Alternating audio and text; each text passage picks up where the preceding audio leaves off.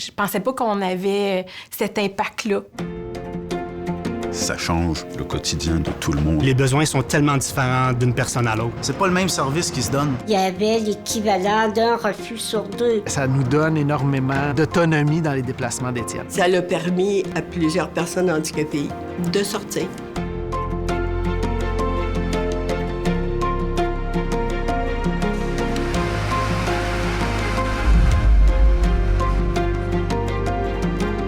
Le transport adapté, c'est un service de porte-à-porte. On s'assure de pouvoir les déplacer, de leur donner un excellent service pour qu'ils puissent aller du point A au point B, aller à l'école, aller travailler. Que ce soit les chauffeurs, que ce soit la réservation, que ce soit l'admission des clients, la planification, la salle de contrôle en temps réel, tout le volet administratif. Donc, toutes les ressources se retrouvent dans le même bâtiment. Certaines personnes, dans le temps des Frères Forêt, pouvaient avoir accès au transport adapté. En 1980, les frères Jacques et Jean-Marc Forêt avaient une compagnie de transport adapté. Et à l'époque, la STM s'appelait la CTCUM. Puis, nous avons acquis leur compagnie.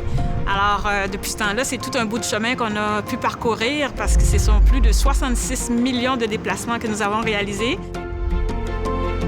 Depuis 1986, l'industrie taxi travaille avec nous et ils font 88 % de la livraison du service. Donc, c'est un partenaire important pour nous permettre de répondre à nos engagements avec la clientèle. À l'époque, quand je suis arrivée au CA de la STM, il y avait l'équivalent d'un refus sur 2 en termes de déplacement. Les gens demandaient d'avoir un déplacement, mais une fois sur 2, c'était refusé, faute de ressources. L'ouverture de la part des autres, que ce soit la direction générale, l'équipe du transport adapté, les autres élus, ben j'aurais pas été bien loin, là, tu sais. Quand on veut amener des changements, il faut que les gens y croient, embarquent. Puis pour embarquer, ça prend de l'ouverture d'esprit, de vouloir faire les choses autrement.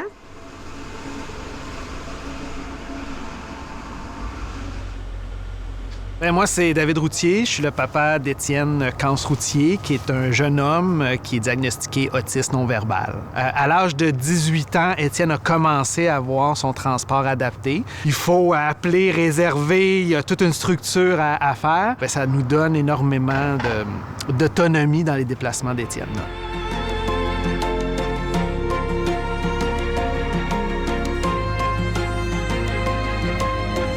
Ça l'a emmené des gens aux études, ça l'a emmené des gens au travail. Des fois, c'est pas nécessairement la personne directement touchée. Ça va être le parent que, écoute, son enfant, ça lui permet, je sais pas, d'aller à ses ateliers le jour où il peut plus faire ça. Ça change le quotidien de tout le monde à ce moment-là. Ils ont des rendez-vous des fois qui sont pas toujours drôles. Ils vont à l'hôpital, puis tout ça. Des fois, dans une journée, ils ont une demi-heure avec nous. Eux, ça leur fait plaisir de discuter avec nous, puis moi aussi, ça me fait plaisir. Le transport adapté, il y a une relation plus personnalisée entre le chauffeur et l'usager, surtout les chauffeurs de longue date. Alors moi, ce que j'aime au transport adapté aussi, c'est les moments précieux qu'on peut avoir avec certaines clientèles. On a un client qui, lui, fait de la peinture et puis il prend son cellulaire comme ça, il nous montre ses dernières créations, puis c'est formidable, là. Puis pour avoir participé à Porte ouverte, tu vois le monde passer devant toi, là, ça, tu sais, il y avait eu du monde, là, c'était épouvantable, puis le monde, là, on s'est fait remercier toute la journée.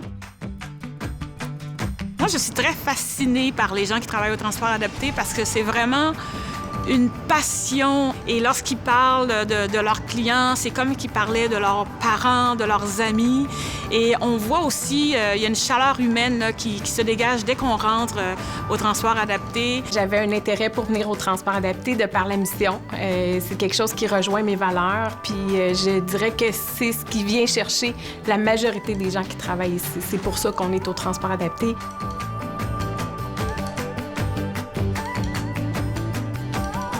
Il y a eu énormément de changements au niveau technologie. On a l'arrivée imminente du véhicule, le rappel la veille pour confirmer les déplacements.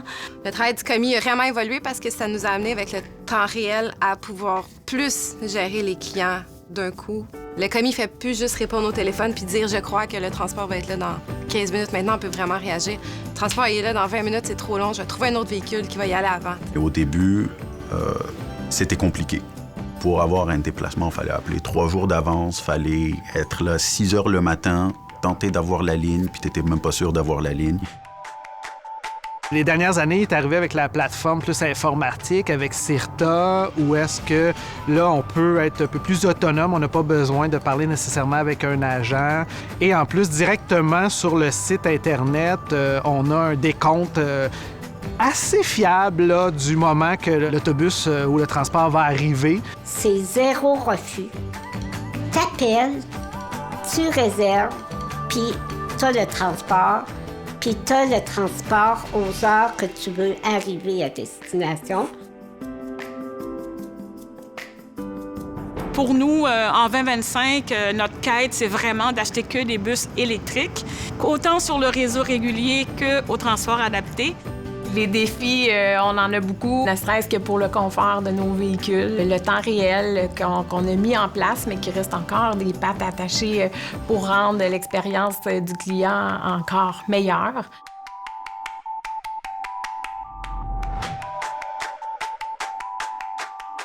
Pas avoir de transport adapté, l'inclusion sociale des personnes en situation de handicap serait drôlement compromise. T'sais, moi, je pense qu'il faut continuer à investir dans le transport adapté. C'est quelque chose qui est super important. Moi, je trouve que le TA a fait une longue route. Puis j'espère qu'elle va continuer. Je souhaite qu'en tant que société, on continue à se payer un beau service comme qu'on a ici au transport adapté.